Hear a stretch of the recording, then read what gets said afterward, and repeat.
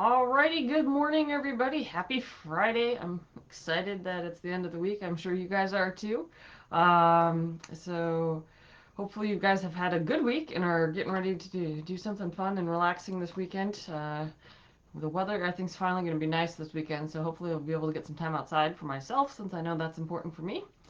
But let's talk about today's training session, which is going to be on vegetables. I know a couple weeks ago we focused on fruit, so today I thought I would shift it over to vegetables because obviously they're important as well. So, as far as what counts as vegetables, you have any vegetable that's obviously in its full form or vegetable juice that is considered to be part of the vegetable group. And this is according to um, the current, obviously, dietary guidelines. So they can be either raw or cooked. They can be fresh, frozen, canned, dried, dehydrated. Obviously, they can be whole, cut up, mashed. However you want to get vegetables, you can pretty much get them. And they're packed with nutrients because of the, obviously, the way that they're grown, but also what's just normally naturally available in them. And because of the way they are organized, they actually have five subgroups. Each subgroup has its own nutrient benefit. So right now I'm just going to give you some examples from the subgroups, and then we're going to break down the importance of obviously getting the health benefits of vegetables and which ones come from which groups. So for dark green, that's the first subgroup. That has things like arugula, which obviously is used a lot in salads. Sometimes people put them on sandwiches. Basil is in there. You've got bok choy, broccoli. I'm trying to think of what else. We've got collard greens, for those folks who like those. We've got dandelion greens, which have become popular in recent years. People like to include those like in smoothies because of the health benefits. Um, You've got kale, dark green, like types of lettuce. You've got mustard greens, romaine lettuce. Spinach is a really good one if you like spinach. Swiss chard, turnip greens, and watercress are all within this dark green subgroup of vegetables. Obviously, not all of them are dark green in color. It's part of how they're grown and what they look like as a plant. Next up, you have the red and orange group. That is things like acorn squash, butternut squash, carrots are in this group. Obviously, they're orange. You've got pumpkins, red and orange bell peppers fall into this group. Red chili peppers, red sweet peppers. Obviously, those are a little bit different than bell peppers. Sweet potatoes, tomatoes, and winter squash would also fall in this group. And you've got the beans, peas, and lentils section. And this here is sort of, it depends on where you want to classify these. These can be classified as vegetables, but they can also be classified as protein, which we'll talk about further here in just a minute. Some examples, though, are obviously black beans, black eyed peas. You've got chickpeas. You've got obviously anything that's made from black beans, or like black bean burgers, for those who are vegetarians and are trying to eat non-meat products. Edamame, which is basically young soybeans. You've got falafel, which is the essentially spiced mashed chickpeas put together. You've got hummus, great one. Kidney beans, lentils, lima beans, navy beans, pinto beans, split peas. Peas are a great source of nutrition. I know not everybody likes peas, but they are good for you. And white beans is another example. So obviously within this, there's a lot of beans, a lot of peas, a lot of lentils. And then in the next one, you have the starchy subgroup, which includes things like breadfruit, corn is in this group. Green bananas. A lot of people don't realize that green bananas actually fall in this vegetable group versus being a fruit. Um, Green lima beans, meaning not ripe but not young lima beans either. Green peas. You've got parsnips, plantains, white potatoes, which obviously are the, if you will, non-sweet potatoes, tapioca, taro root, water chestnuts, yams, and yucca are all in this group. And then you have the last subgroup, which is the largest of the group, and these are just basically other vegetables. It's not really classified in any of the other four, but a lot of vegetables fall in this group. Obviously, they all have a lot of nutrients, so they're very healthful. Things like alfalfa sprouts, artichokes, asparagus, avocados, beets. Beets are highly nutritious, which we'll get into that as well. Let's see, Brussels sprouts, cabbage, Then you have cauliflower, celery, you've got chives, cucumbers. You also have garlic, ginger root, green peppers, green beans, hearts of palms. You've got leeks, lettuce, just like iceberg lettuce here, because obviously this doesn't fall into the dark green category because it's not dark green, but obviously it has lots of nutrients, so that's important. You've got things like okra, onions, radishes, red cabbage, scallions, seaweed, snow peas, spaghetti squash, yellow squash, zucchini. All of these have a ton of health benefits. They just aren't classified in any of the other subgroups, but they're important to make sure you include in your diet. So now that we sort of know what type of vegetables we're talking about, the question is, why do you need to eat vegetables? You know, a lot of people don't like vegetables. Um, and they much rather eat things like fruit or obviously just anything that's not vegetables. Well, vegetables are great because they provide a ton of nutrients and for a limited amount of calories usually.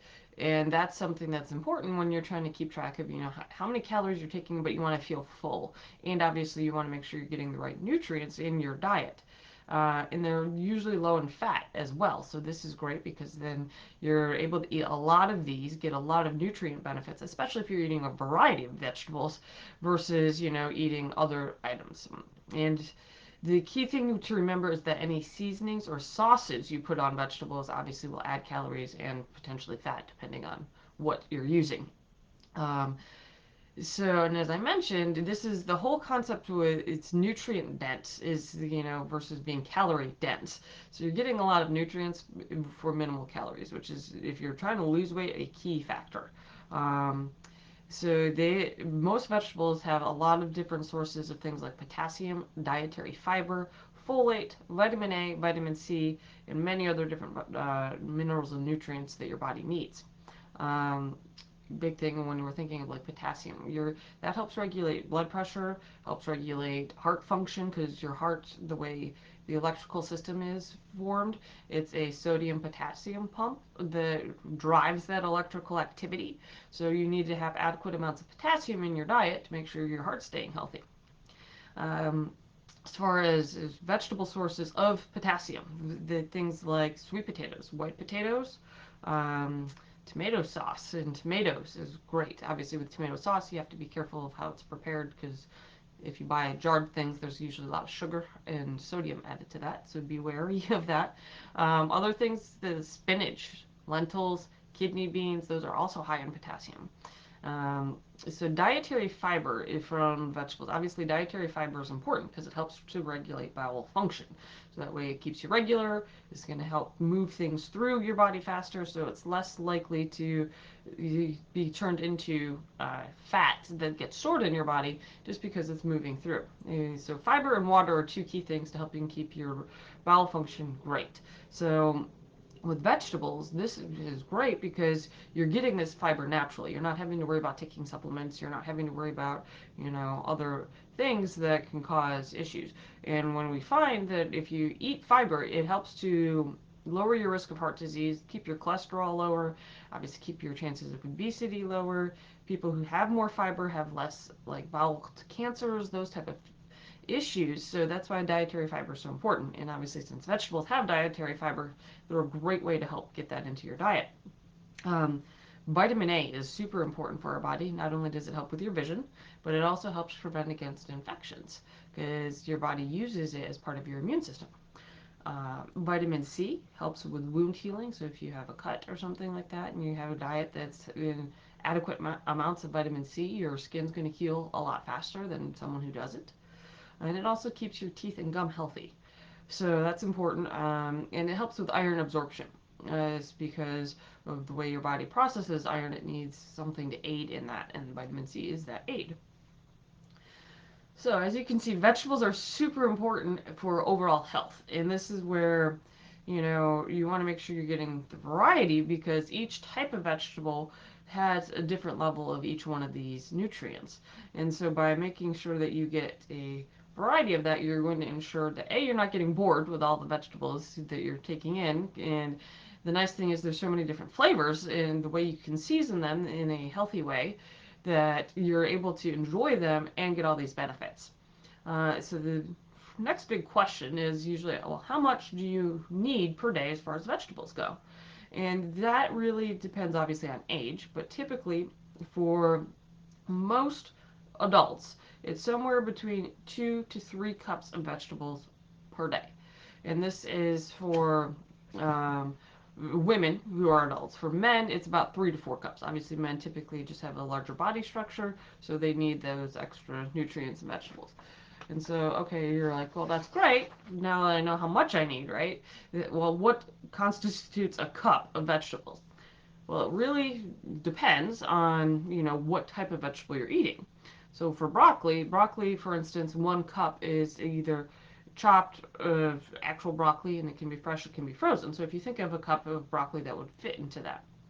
Um, and it's the same thing roughly for like carrots. If you're thinking of carrots, 2 medium full-size carrots, not the prepackaged little tiny cut baby carrots, but the actual full-length carrots. 2 medium carrots is essentially a cup of carrots. Um, so when you think of things like peppers, a single large bell pepper essentially is considered a cup. So when you're trying to figure out, how to incorporate it in your diet, when you think of, a bell pepper, if you cut that up or eat that in some form, that is a significant portion of food when you pair that with other things. And so that's where, to me, I like to include peppers as part of my seasoning process when I'm making food.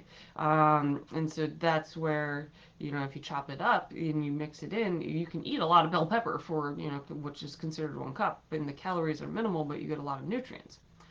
So another one that a lot of people are curious about are potatoes, because of obviously, sweet potatoes are great. Regular white potatoes are great as well. And so typically when you're thinking of if you're going to eat a whole sweet potato or a whole regular potato, that counts as 1 cup. So that's, 1 serving. The big thing here is obviously what do you put on your sweet potato or your regular potato. Most people put things on it that are unhealthy. Typically, you start with some form of butter. On sweet potatoes, a lot of people like to put brown sugar and cinnamon. On regular potatoes, people like to add all sorts of things. And so that's where, potatoes have a tendency to get a bad rap because of the fact of what we put on it, not the actual potato itself. As far as tomatoes go, when you're thinking of 1 large tomato, 2 small tomatoes, so that's one thing right there. When you're talking about corn, we're thinking of like 1 large ear of corn counts as 1 cup. So that's 1 serving. Once again, it's what we're putting on the corn. A lot of people like to put butter and salt and other things on their corn. So that's where, when we're thinking of through how we're eating, it's not necessarily if we're having vegetables that the vegetable itself is bad. It's how we are preparing that vegetable that can be problematic. Um, so as far as like avocado, 1 avocado is considered a cup. Obviously, with that, there's a lot of nutrients involved. Key thing with avocados, they also have healthy fats. So you just have to keep that in mind when taking that, your overall fat intake in for the day. Um, so when it comes to cucumbers, obviously it's 1 cup. So if you cut up a cucumber and it fills up a cup, that would be a serving. Lettuce, is in order to be considered a serving, which is 1 cup, when we're talking like iceberg lettuce, you actually get to have 2 cups of that because obviously, so if you fill up 2 cups, that would equal the same equivalent as a 1 cup serving because of the fact that iceberg lettuce, while has nutrients, it's got a lot of water in it. So these, in order to get enough nutrients, and because it's so light, that to make the cup serving, you need to have more volume essentially. Um, so as you can see, there's a lot of different options, and that's just a few. There's when you think of what constitutes a cup of vegetables, that is something that is a lot. You can have a lot of vegetables that fit into a cup. So that's where, you can eat a lot, you're going to feel fuller because you just have more volume in your stomach and you have all these awesome nutrients.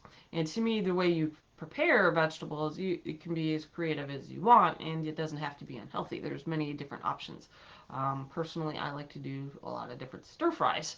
And a lot of people think of stir fries putting rice with it or putting blend of vegetables in some form of meat over pasta, to me, I just leave out the grains in some form and then just have a lot of vegetables, and then I add in some form of meat or beans or something as for protein, so that way you get that blend so you're fuller.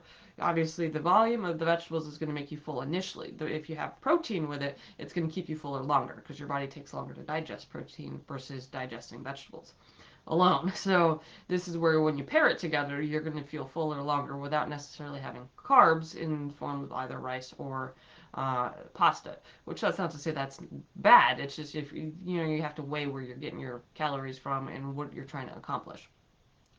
So now let's take a closer look at the beans, peas, and lentils group because as I mentioned before, these fall under vegetables and under protein.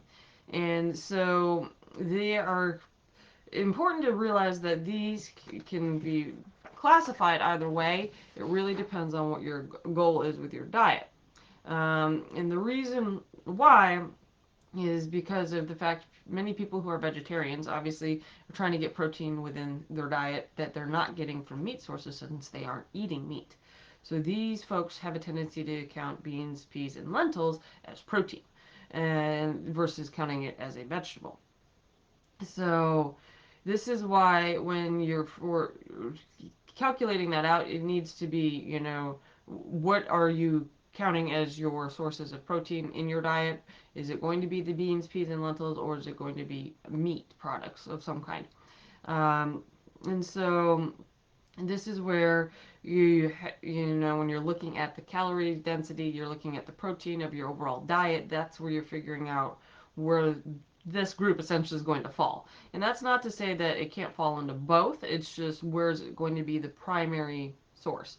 Um, and so this is where, for some people, if you're going to count it as both, you can account for about a quarter of a cup from this group as your is essentially 1 ounce equivalent of protein. So if you think of a quarter cup of, beans of some form, that's not too much, but that is 1 ounce of protein. So if you're taking in an overall amount of protein, and however much per ounce is for your body weight and type and your fitness and health goals, then at least it gives you an idea of that conversion. So 1 cup of some form of beans, peas, or lentils equals 1 ounce of protein. So as far as calculating towards your protein. And so if you meet your suggested level of protein using, beans, peas, and lentils, then anything above that can count towards the vegetable group. Just bear in mind that obviously you're going to get added protein, which that's not to say that you don't get protein from other vegetables. It's just not usually as high. So just be aware of that if you're trying to monitor your protein intake. So hopefully that's given you a little bit of an overview of A, what vegetables are, B, why they're important, how to classify them. And so what I want to do is take some specific ones and break it down into a little bit more detail on those as far as their health benefits and why you should be including them in your diet. So I've got about 20 of these, so hopefully we can get through them in the next 10 to 12 minutes, and then that way you guys will be able to have this information. So first one I want to talk about is spinach. And a lot of people either love spinach or they hate spinach. It's not one of those where it's something that falls in the middle where people can take it or leave it. I'm one of those people. I love spinach. The nice thing about spinach is if you like spinach, you can have it as a spinach salad. So instead of having like arugula or romaine lettuce or iceberg lettuce, you use fresh spinach leaves for that. Or you can cook spinach. Um, and the reason why spinach is so great is because it's one of the most nutrient dense vegetables that you possibly could take in. So 1 cup of spinach provides you 16% of your daily value of vitamin A plus 120% of your vitamin K. And that's just 7 calories in 1 cup. When you think of that, I mean, 7 calories is for a whole cup of spinach, and you get all of that in your spinach as far as nutrients. That's amazing.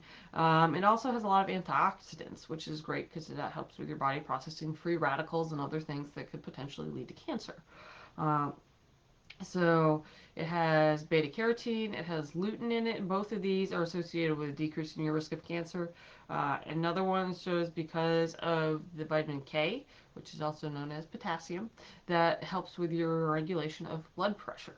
So key thing here is you have to be careful if you're on some form of blood thinning medication like warfarin, which is also called Coumadin, because it has high iron and calcium content, which can impact this medication, making you more likely to have bleeding issues if you have a cut.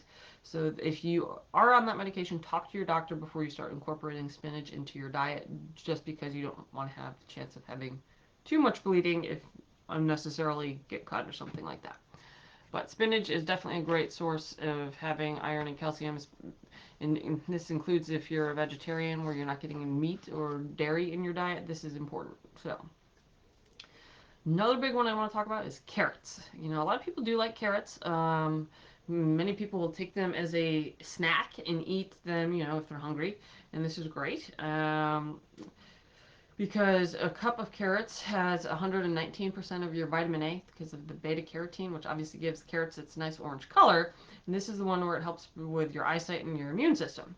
Um, and just bear in mind, 1 cup of carrots, you know, is 52 calories.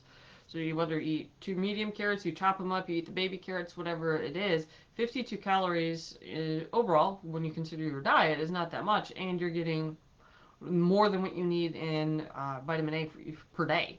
So that is really helpful because obviously with carrots, not only does it help with your eyesight due to the beta carotene's ability to affect the immune system, this is where it's helping lower your risk for cancer. It's helping protect your body from obviously infection. And then it also has other key nutrients such as potassium and vitamin C in it. So this is where carrots are really great as well. Another big one is broccoli, and this one sort of falls in line along with spinach. People either love it or hate it. So the reason broccoli is so good is because it has a sulfur-containing plant compound called glucosinolate, and this has helped to protect against cancer. Obviously, it's got a lot of fiber, so it helps with the dietary fiber intake, so that way it helps keep everything flowing smoothly.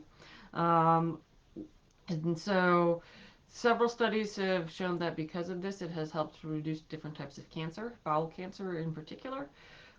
In that way, obviously, you know, by having the broccoli, you're getting all these benefits, and that helps to obviously protect your body from certain things, but you also have different nutrients.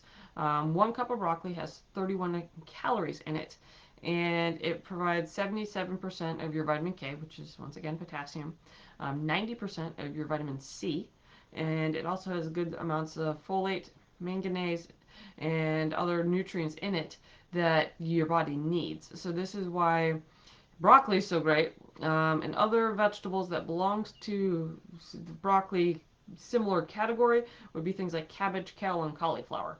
So those are great as well, and we're going to talk about a couple of them in a little bit more detail. So hold on for that. But the next one I'm going to talk about is garlic. And a lot of people think of garlic more as a seasoning, but garlic actually is a vegetable. And it's been used for millennia as far as its medicinal properties. And it's important to note that garlic cloves, each one contains only 4 calories. However, you get a ton of different benefits from that. It has an active compound, allicin, and it's Allicin, not the person's name, so it's a little bit different. And this helps with blood sugar and heart health. So garlic is really important as far as helping with that. And that is why there's garlic powder supplements that come in the form of pills or some other type of thing that you can ingest because people are trying to capitalize on those benefits. And this is shown to help with as far as reduction in type 2 diabetes in some people. Um, and another study found that because of if people who use garlic, it helps regulate blood sugar control, which obviously helps lower cholesterol levels as well.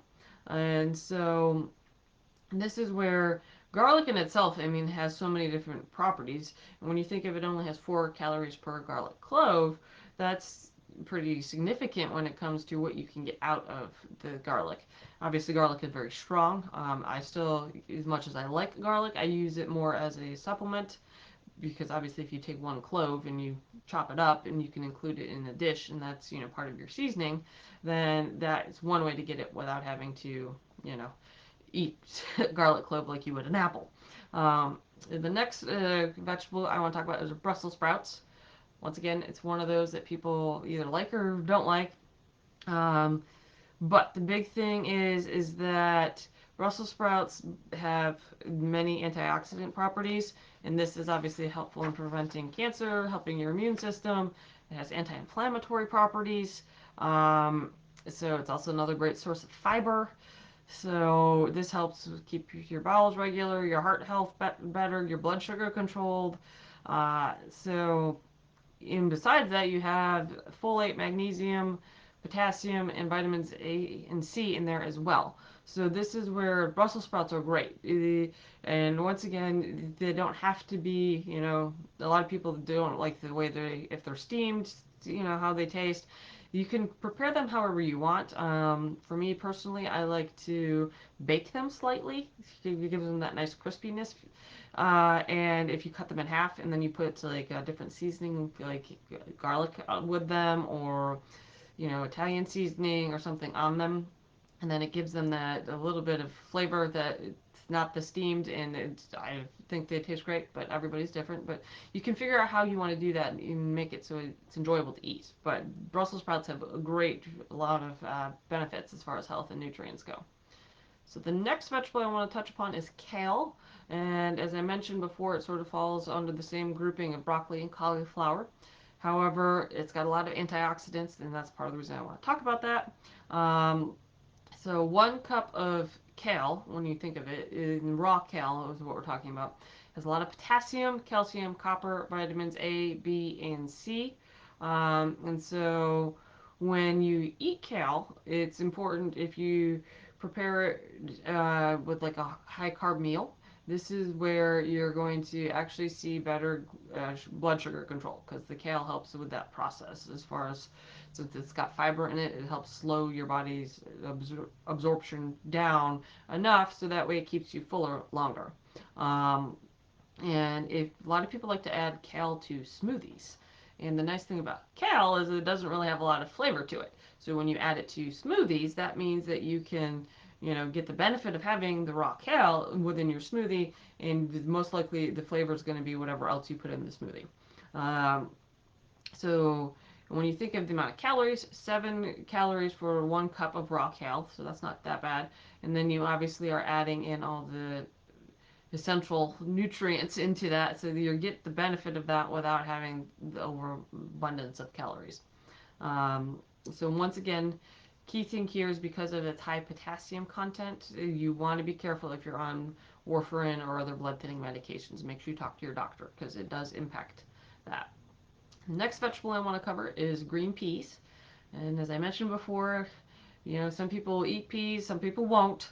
But peas are great because they have a lot of nutrients that help control your blood sugar. Um, so 1 cup of peas has 134 calories. So you have a higher calorie content, but you're getting 9 grams of fiber, 9 grams of protein. You're getting vitamins A and C, plus riboflavin, thiamine, niacin, and folate, which are all B vitamins. So you're getting all of that in the cup of peas, which is really important.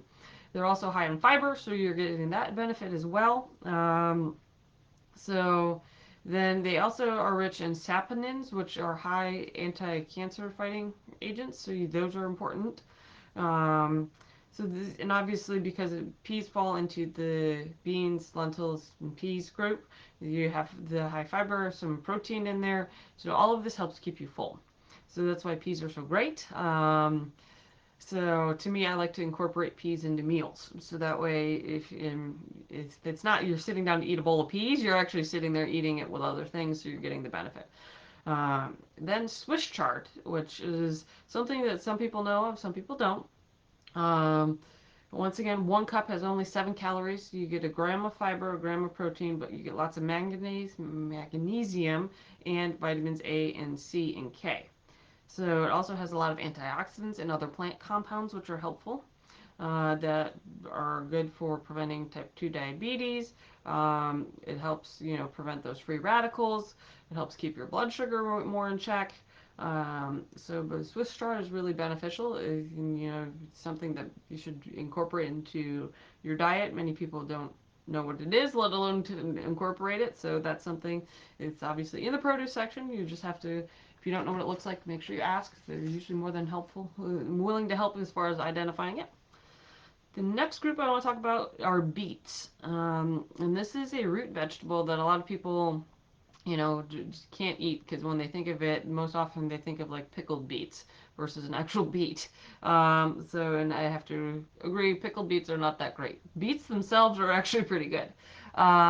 They're rich in nitrates, which your body converts to nitric acid or nitric oxide, sorry, which helps with your blood vessel regulation. Um, and so this means that if you eat beets, you can actually have lower blood pressure levels because it helps with the dilation and contraction of the blood vessels themselves. Which obviously, if you have this, that means you're less likely to have heart disease, and obviously everything that comes with that. So 1 cup of beets has about 58 calories. It's got potassium, and then obviously folate, which is important. So beets and such are important not only for blood pressure, but obviously with your diabetes as far as your sugar control. So it also contains the antioxidants alpha lipoic acid, which is helpful for those with nerve problems, especially diabetic neuropathy. So beets are very important overall, but obviously for those with diabetes as well. Another one, the next one, which we're halfway through with this one, is asparagus. It has several vitamins and minerals, and so half a cup of cooked asparagus provides 33% of your folate for the day. So if you get a full cup of asparagus, then you're at over 2/3 of your folate intake for the day. Obviously, you also have selenium, vitamin K, thiamine, and riboflavin. Um, so this is where obviously all of these are important as far as preventing against oxidative stress on your body and things like that. Next vegetable I want to talk about is red cabbage, which is another cruciferous vegetable. It has a ton of antioxidants and beneficial properties. Just 1 cup of raw red cabbage contains 2 grams of fiber and 56% of your daily value of vitamin C for the day. And so it has the antioxidants in this to help give it its nice red color is also helpful in lowering cholesterol levels. So this is where it's important to obviously take in red cabbage because no one wants high cholesterol. It actually decreases the bad cholesterol and increases your good cholesterol. So it has a double benefit on that. Sweet potatoes are next up, and those obviously have a ton of health benefits. 1 medium sweet potato contains 4 grams of fiber, 2 grams of protein, and potassium, manganese, vitamins B and 6. So with this, obviously you're getting beta carotene, that which helps gives it its nice orange color. So you're getting lots of vitamin A with that. Um, and so you get 132% of this in just 1 medium sweet potato. So that's really important. Obviously, we talked about the importance of beta carotene already as far as your eye health, your immune system health, and all that. So I won't recover it all. But so this is where sweet potatoes are great because it helps with regulating blood sugar. Key thing, remember, is what we put on the sweet potatoes. So you have to be careful with that. But the sweet potato in itself is amazing. I like to actually chop it up and include it as part of like a stir fry. So rather than make it as a baked sweet potato and then be tempted to put on all the extra yummy stuff that's not good for you. So the next thing I want to talk about are collard greens. So a cup of collard greens has 6 grams of fiber, 4 grams of protein, and 25% of your intake for calcium each day. So and this makes it one of the best plant sources for calcium. That's why collard greens are so beneficial, is because obviously, especially if you're focusing on a vegetarian or vegan diet, and you need calcium in your body in order to be able to have good bone health. So, and also calcium plays a key role in not only that, but nerve transmission, hormone production, and muscle function. So collard greens are a great way to get calcium if you're not eating meat products or meat itself. Obviously, if you're not eating meat products, you're most likely not drinking dairy milk, so this is a great way to get calcium into your diet. It also has high antioxidants, so this is another benefit. And there has been some studies showing that if you eat collard greens, you have a lower risk of glaucoma. Um, so there's further studies needed on this, but that's some promising results there. Cauliflower, which I mentioned before, is obviously super important, and that falls into the cruciferous vegetables with broccoli and kale. But 1 cup of cauliflower has 27 calories, 3 grams of fiber, 3 grams of protein, and other nutrients such as folate, vitamin C, and K.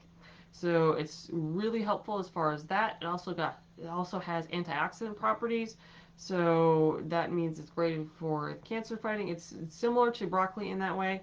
A lot of people are using cauliflower now in things like cauliflower rice and other potatoes and flour, and using it in that way because of its nutrient benefits and how it is able to be made into that versus using things like regular grains, regular rice, regular flour. And so this is why the cauliflower options in some cases is definitely more beneficial. And if you have a tendency to eat a lot of those type of things, this can help promote weight loss because obviously the calorie intake is less, and that way you're getting less calories, but you're having the same flavor. And the texture is actually pretty good. I've tried several different products, like with cauliflower rice, and it's pretty spot on as far as texture. It's a little bit different, but if you're not eating just a bowl of cauliflower rice, but it's mixed with other things, you don't even really notice the difference. Um, so next up are tomatoes. Tomatoes are technically a fruit, but a lot of people consider them a vegetable and use them as such. So each cup of chopped raw tomatoes has about 32 calories, 427 milligrams of potassium, and about 25 milligrams of vitamin C. And they also contain lycopene, which is an antioxidant, which is really important because it can help prevent prostate cancer. It has beta carotene, obviously it's nice and red, so it gives it that nice color, which is important as we talked about.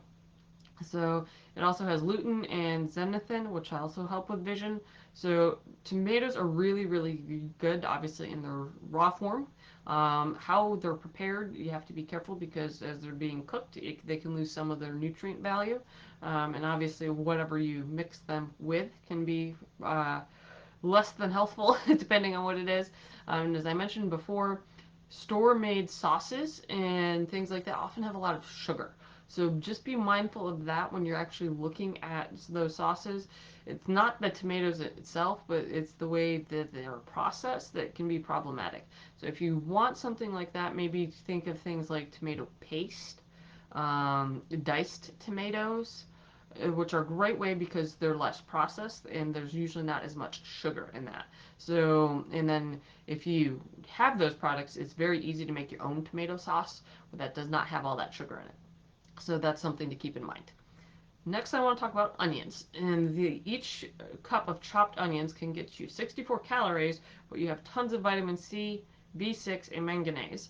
And so with these also contain a lot of sulfur compounds. And so this helps to protect against cancer. So onions are really great. Obviously, onions can be very potent when it comes to flavor. So just be aware of that when you're using them because obviously some people, when they eat a lot of onions, it can end up with bad breath. Obviously, if you sweat, sometimes it comes out in your skin. So just bear that in mind when you're consuming onions. But they are really helpful for you. Next, I want to talk about alfalfa sprouts. And so here, each cup of alfalfa sprouts contains only 8 calories, but has a ton of vitamin K in it. So this is also, it's got a bunch of other compounds like saponins and flavonoids. So both of these have antioxidant properties and phytoestrogens, which are plant compound versions of natural estrogen. So that's helpful as well. So that's why alfalfa sprouts are great. A lot of people add them to salads. It's a good way to be able to get them in. Once again, stir fries are amazing because you can pretty much anything you want in them as far as flavor, and it helps you to get the nutrients you need. And as I mentioned, you don't have to have rice or vegetables or non-vegetable forms of pasta in there. Great stir fry. Use cauliflower rice and other vegetables, and that way you're getting the same concept of a regular stir fry, but without the extra carbs and other things that come with the rice. Especially if it's white rice, which is highly processed, versus natural brown rice. So if you're going to go with rice, I would go with the brown rice, but otherwise, I'd definitely stick with the cauliflower rice. Next up are bell peppers. And so sweet bell peppers can be red, yellow, or orange. Unripe green bell peppers are also great. They're just less sweet. So it really just depends on what flavor you're going for. But a cup of chopped red bell peppers has 39 calories, 190 milligrams of vitamin C, some B6, folate, and beta carotene, obviously because it's red. Um, so you can also have other things with inside bell peppers like ascorbic acid, which is important, carotenoids, you have flavonoids, and obviously the beta carotene that we talked about with the red and yellow and orange. Obviously, that's not going to be present in the green bell pepper, but you still have a ton of nutrients. So that's why, to me, I love to include peppers in almost any dish that I possibly can, just because I like the flavor, B, I know the benefits that come with it. Next, and this one some people have a hard time getting behind, is seaweed. Um, which here in the US we don't eat a lot of. Other parts of the world they do, especially in areas where there is, you're near the ocean and that's part of their diet. It's also known as sea vegetables. The cool thing about seaweed is that it's very versatile. You can include it in a lot of different things.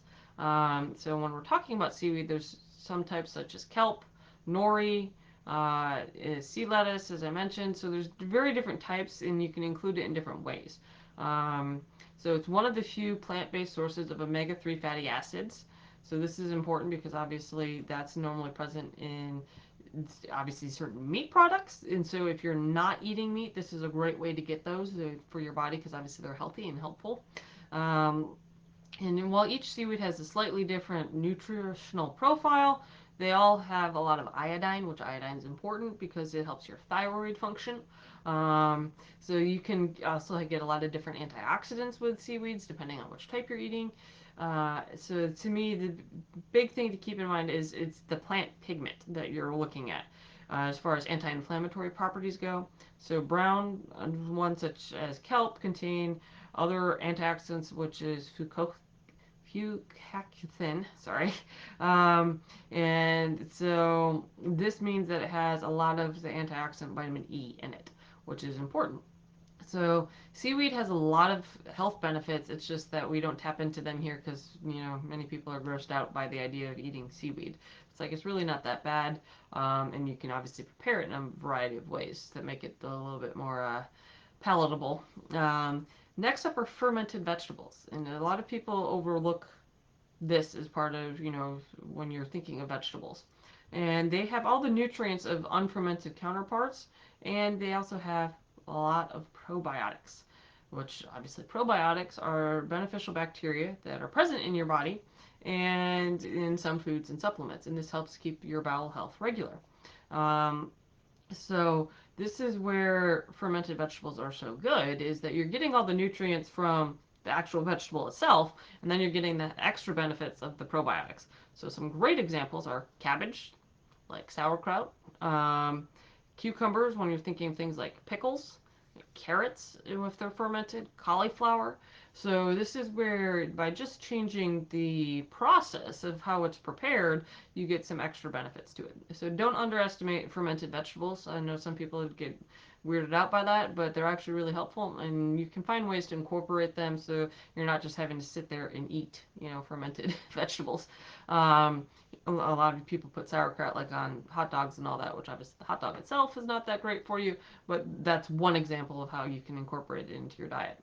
And obviously pickles, a lot of people will eat those, either the sliced pickles on their sandwiches, or they'll eat a pickle with like a lunch meat type sandwich or something. So there's a way to incorporate those. So I know it was a lot of information, and I thank you guys for sticking with me, but just to sum everything up, vegetables obviously have a ton of antioxidants, a ton of nutrients, essential vitamins, minerals, and a ton of other health promoting properties. So there's something that's super important to get into your diet. And as I mentioned at the beginning, the big part is getting a variety because each one has different amounts of different nutrients that all of your body needs. So by having a variety of vegetables, you're going to make sure you get those. You also want to talk about is different ways to prepare them that can help make it so that way they're more enjoyable on a more consistent basis. Um, and so research has shown, and this has been consistent across many decades, that people who eat at least 5 servings of vegetables a day have the lowest risk of many different diseases, such as cancer and heart disease. So vegetables are super important in your overall health. Um, and so to me, some easy ways, because I know some people don't want to just sit down and eat vegetables. Um, the goal is to try to get 1 to 2 servings of vegetables per meal. And so you can do smoothies, you can do wraps, sandwiches. When you think of a sandwich, or think of a sub-style sandwich, obviously there's going to be, you can put meat in there if you'd like, you can put cheese in there if you like, you don't have to. But you can put literally any kind of vegetable in there as well, and then it's an easy thing to eat. And so sometimes for me, having just like a vegetarian style sandwich, even though I'm not a vegetarian, I get those vegetables that I need, and I like all the flavors. Yes, sometimes I do put meat on there, sometimes I do put cheese, but to me, it's really about getting the vegetables. Um, so hopefully you guys found this helpful today. If you guys have questions, put them below the video. I'd love to hear from you. You can email me. If you have any comments, I'd love to hear those too. But otherwise, you guys have a great weekend, and I will see you for next week's training.